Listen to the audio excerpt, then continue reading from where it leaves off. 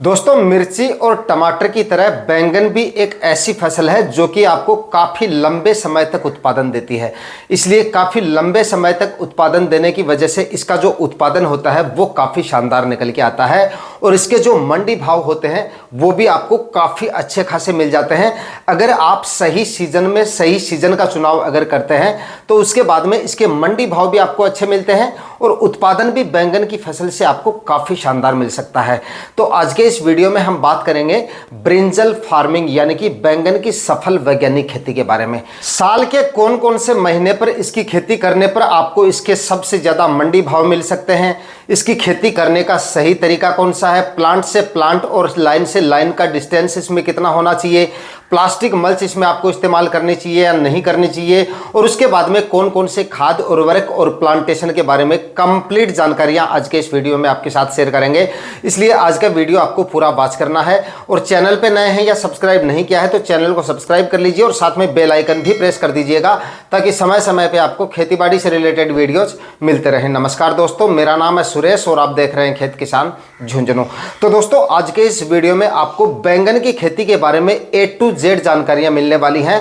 बैंगन की टॉप वैरायटियों के बारे में भी बताऊंगा और साथ ही बैंगन से अच्छा उत्पादन यानी कि सबसे तगड़ा उत्पादन आप किस तरह से ले सकते हैं और साल के कौन से महीने की किस तारीख तक इसकी बुआई जो है वो करने पर आपको इसके सबसे ज्यादा मंडी भाव मिल सकते हैं। तो वीडियो अगर पसंद आए तो वीडियो को लाइक जरूर कर दीजिएगा। दोस्तों, बैंगन की फसल प्लांटेशन के बाद में लगभग आपकी 5 से 7 महीने तक चलती है और उत्पादन की बात करें तो इसकी जो पहली तुड़ाई है वो लगभग 55 से 60 दिन में शुरू हो जाती है। इसलिए इसका जो उत्पादन है वो लगातार आपको लगभग 4 महीने तक लगातार इससे उत्पादन मिलता रहता है।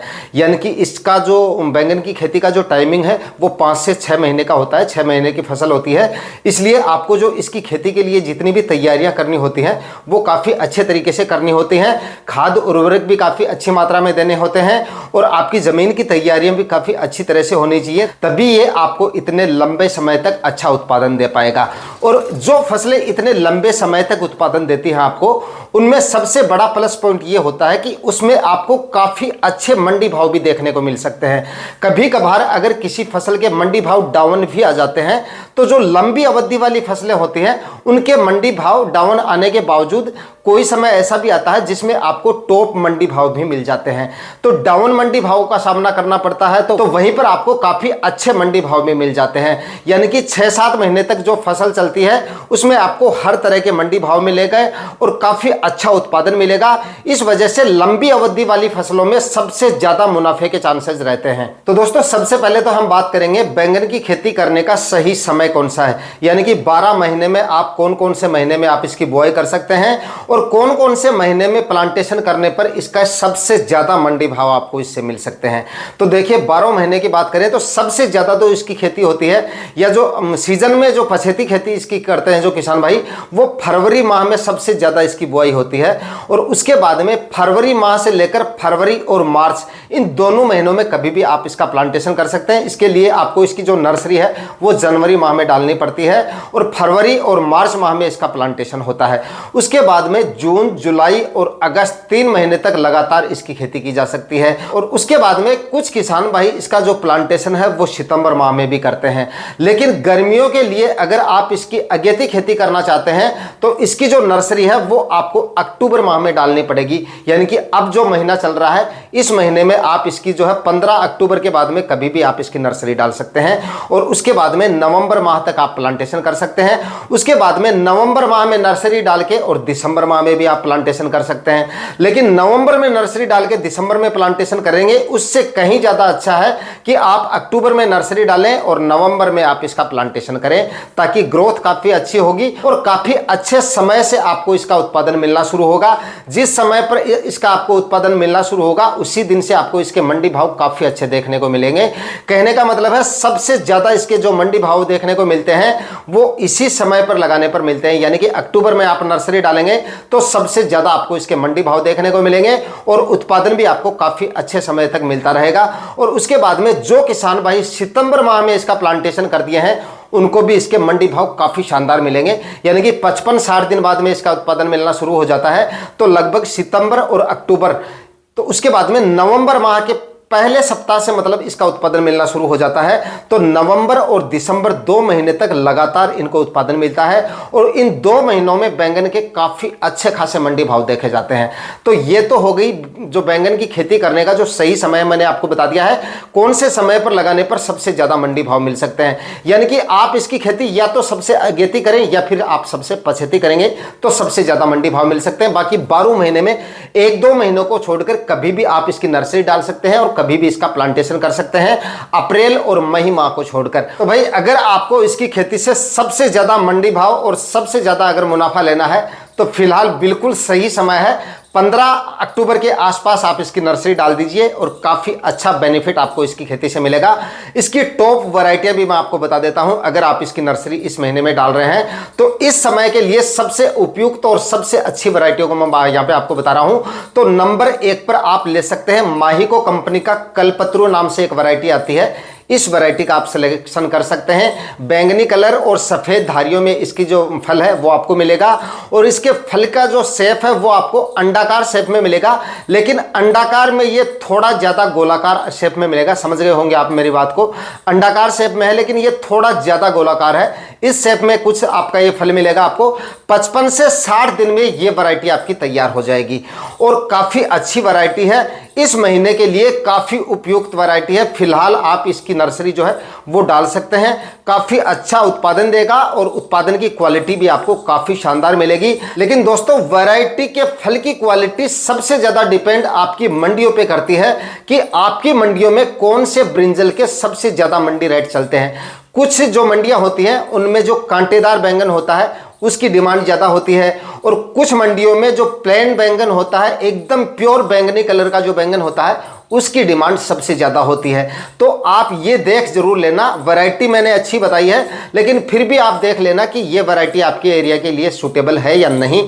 अगर चलती है तो इस वैरायटी का आप सिलेक्शन कर सकते हैं। इसके बाद में सनगरो की एक ब्रिंजल 143 नाम से वैरायटी आती है, इस वैरायटी का सिलेक्शन भी कर सकते हैं आप। इसका फल जो है ये आपको अंडाकार शेप में मिलेगा। फल का जो वजन है वो 150 से 200 ग्राम तक आपको मिलेगा और ये वैरायटी भी आपकी जो है 55 से 60 दिन में तैयार हो जाएगी।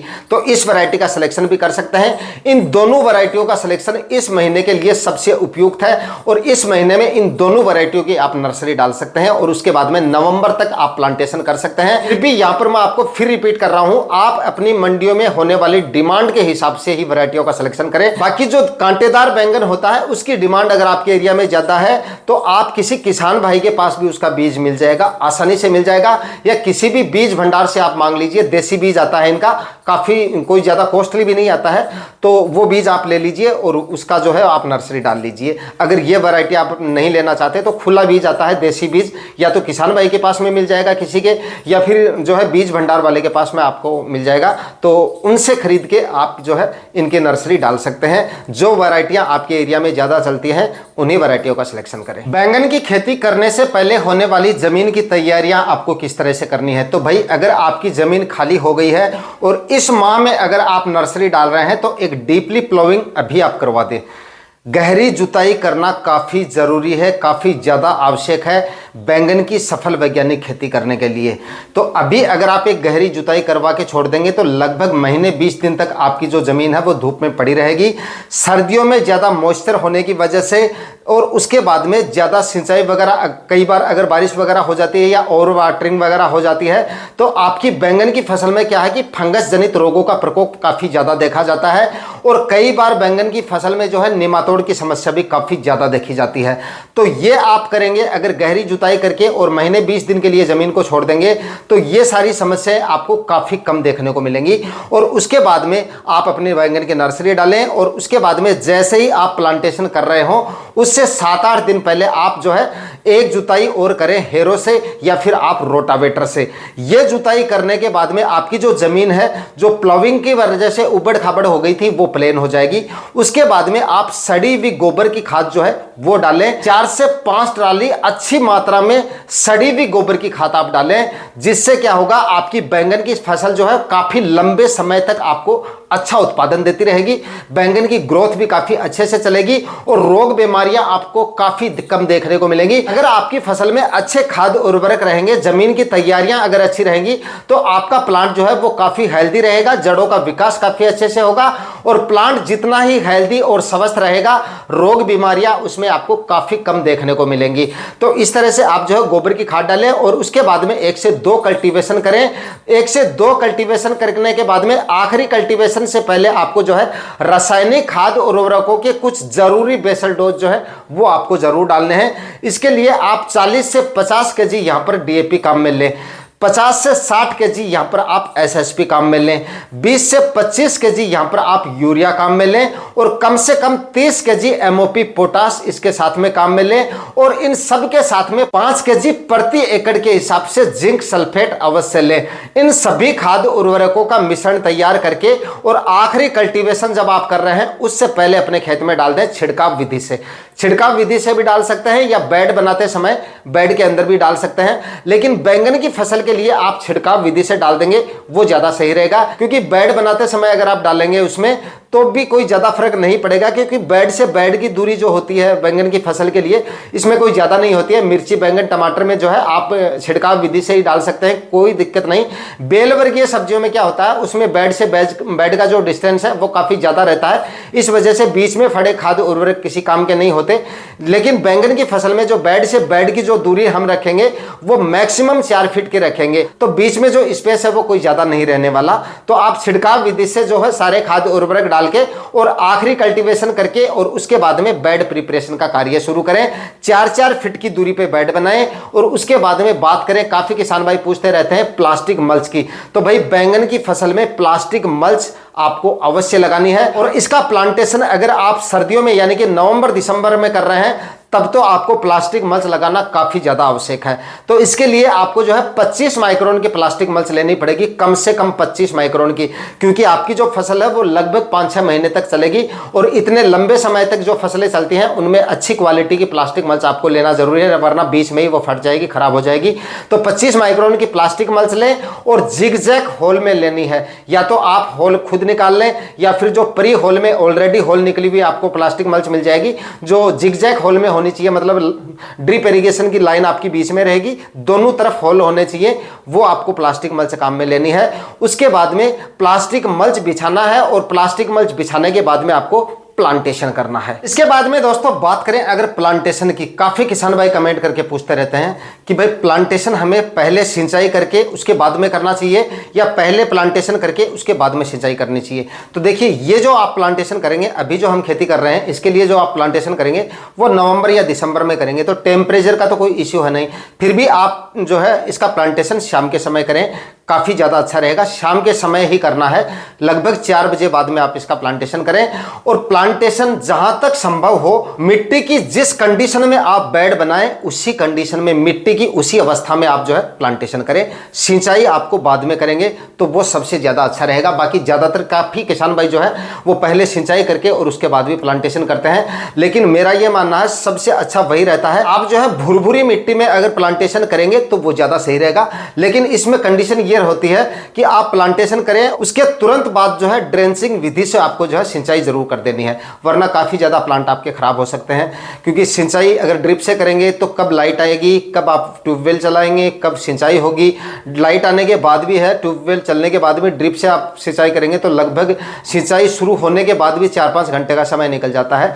तो आप जो है या तो उसमें आप अगर ड्रेंचिंग नहीं कर पा रहे हैं तब तो आप पहले सिंचाई करें और उसके बाद में प्लांटेशन कर दें और उसके बाद में फिर से ड्रिप इरिगेशन से सिंचाई कर दें। और अगर आप ड्रेंचिंग कर सकते हैं तो पहले आप जो है भुरभुरी मिट्टी में ही जो है प्लांटेशन करें, उसके बाद में तुरंत प्रभाव से उसमें जो है पीछे पीछे जैसे प्लांटेशन हो रहा है वैसे वैसे आप जो है उसमें ड्रेंचिंग विधि से जो है सिंचाई करते रहें और उसके बाद में अगली सिंचाई आप ड्रिप इरिगेशन की सहायता से कर सकते हैं। ये तरीका सबसे बेस्ट है अगर आप ड्रेंचिंग कर सकते हैं। दोस्तों, बैंगन की फसल से सबसे जबरदस्त उत्पादन लेने के लिए आपको इसमें क्या ध्यान में रखना है, इसमें जो व्हाइट सुंडी होती है, जिसमें जो कि आपके तने को भी खराब करती है और फल को भी डैमेज करती है। सबसे ज़्यादा नुकसान जो है यही रोग करता है, इसी रोग की वजह से होता है। तो इसके लिए आपको जो है समय समय पर बैंगन की फसल में जैसे ही वो 15 से 20 दिन की हो जाए, समय समय पर हर 7वें दिन जो है इस तरह के, आपको मैं 2-3 स्प्रे बता रहा हूं, उस तरह के आप स्प्रे निकालते रहें। शुरुआती दिनों में आप रस चूसने वाले कीटों के लिए एक स्प्रे निकालें, उसके बाद में जो है थाइमाथोक्सम और लैम्बडा साइक्लोथ्रीन कॉम्बिनेशन वाला एक स्प्रे निकालें, उसके बाद में आप जो है एमामेक्टिन बेंजोएट का स्प्रे निकाल दें। उसके बावजूद भी अगर व्हाइट सुंडी का अटैक आपकी फसल में हो जाता है तो आप जो है कोराजोन को ले सकते हैं 5 ml प्रति 15 लीटर स्प्रे टैंक के हिसाब से। अगर सुंडी का अटैक हो जाता है तब आपको ये काम में लेना है ना। प्रिवेंटिव में जो है lambda cyhalothrin, emamectin benzoate, imidacloprid, कभी थाइमाथोक्सम, इस तरह की जो इंसेक्टिसाइड है वो आप ले सकते हैं। अलिका ले सकते हैं सिजेंटा कंपनी की, इससे भी काफ़ी शुरुआती अवस्था में अगर आप ये स्प्रे निकालते रहेंगे रस चूसने वाले कीटों के, तो आपकी फसल में सुंडी का जो अटैक है वो आपको कम से कम देखने को मिलेगा अगर 7वें दिन अगर आप ये स्प्रे निकालते रहेंगे। फिर भी मुझे पता है ये अटैक कहीं ना कहीं बैंगन की किसी ना किसी अवस्था में आपको जरूर देखने को मिलेगा, लेकिन ये अगर देखने को मिलता है तो शुरुआती अवस्थाओं में तो आप जो है एमामेक्टिन बेंजोएट का स्प्रे निकाल दें, और उससे भी अगर कंट्रोल नहीं होता है तो उसके बाद में आप एक कोराजन का स्प्रे निकाल देंगे तो ये बीमारी जो है पूरी तरह से आपकी फसल से कंट्रोल हो जाएगी। तो दोस्तों इस तरीके से आप बताए गए समय पर और बताई गई वैरायटियों का सिलेक्शन करके बताए गए तरीके से अगर बैंगन की खेती करते हैं तो बैंगन की फसल से आप काफी जबरदस्त मुनाफा ले सकते हैं इसकी अगेती खेती करके। आज के वीडियो में इतना ही। वीडियो अगर आपके लिए इंफॉर्मेटिव रहा तो वीडियो को लाइक और शेयर जरूर कीजिएगा। चैनल पे नए हैं तो सब्सक्राइब जरूर कर लीजिएगा। मिलते हैं किसी और वीडियो में नए टॉपिक के साथ, तब तक के लिए जय हिंद, वंदे मातरम।